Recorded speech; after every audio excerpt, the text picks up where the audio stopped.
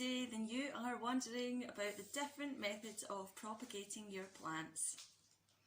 I thought I'd do this video today because I do the cuttings boxes with silver roots, and I thought it'd be good to just have a wee video guide on how to propagate the cuttings that I send out, because not all of them are rooted.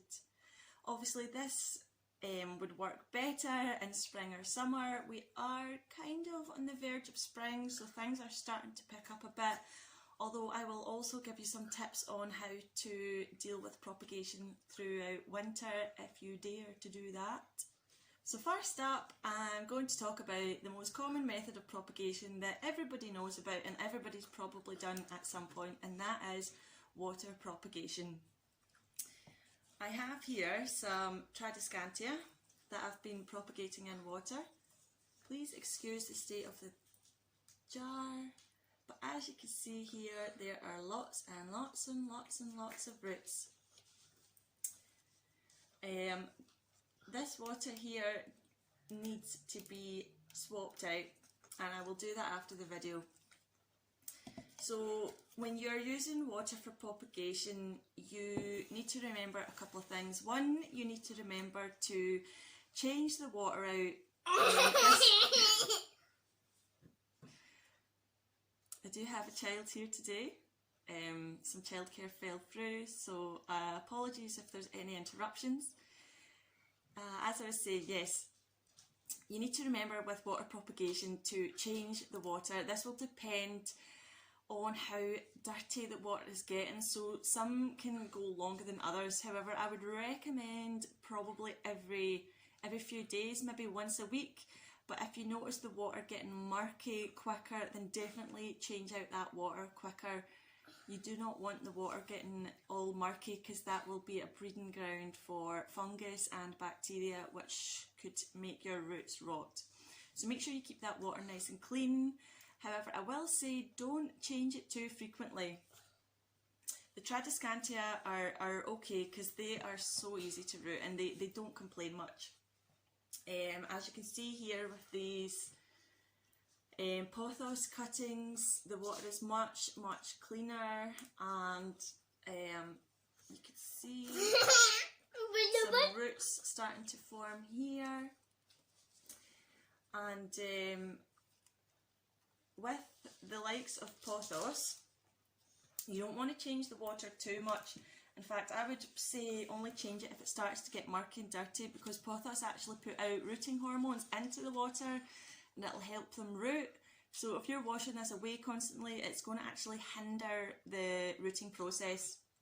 Another good tip for you is to root other cuttings in with the pothos and the Tradiscantia, actually both very well known for releasing rooting hormones into the water. So you can actually root up other cuttings with them, and they will, in theory, they will root quicker and better if they've got a Tradiscantia, or pothos in with them, because of those rooting hormones. Now, as for where to keep your cuttings when they're in water, I would suggest somewhere bright and somewhere warm. The warmth, maybe not so much during the summer, but certainly in the colder months, maybe autumn through to spring, you might want to invest in a heat mat just to help keep the warmth up and help these cuttings root, because they will root better if they do have a little bit of warmth, and they obviously need some sort of light for photosynthesis so that they can get energy to grow roots.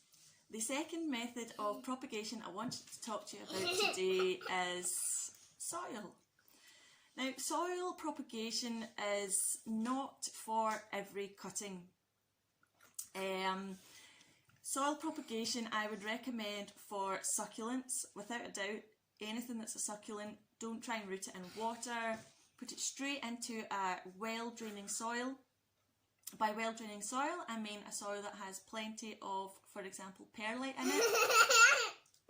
We do sell these on the website.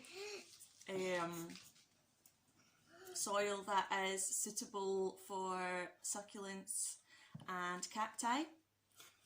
And what you want to do is just place your cutting onto the soil. So if it I don't have many Senecio string offs at the minute. I've got this tiny little one that I'm going to root up. I'm simply just poke the stem into the soil, and then I would probably either very lightly water the soil or mist the soil. You definitely don't want the soil being too wet, but you don't want it to be too dry either. So very, very lightly water or mist. The other types of plants that you can root in soil are Tradiscantia. So I have a little tiny pot here rooting at the minute. Tradiscantia can root in water or in soil. They're pretty good rooters in soil, to be honest.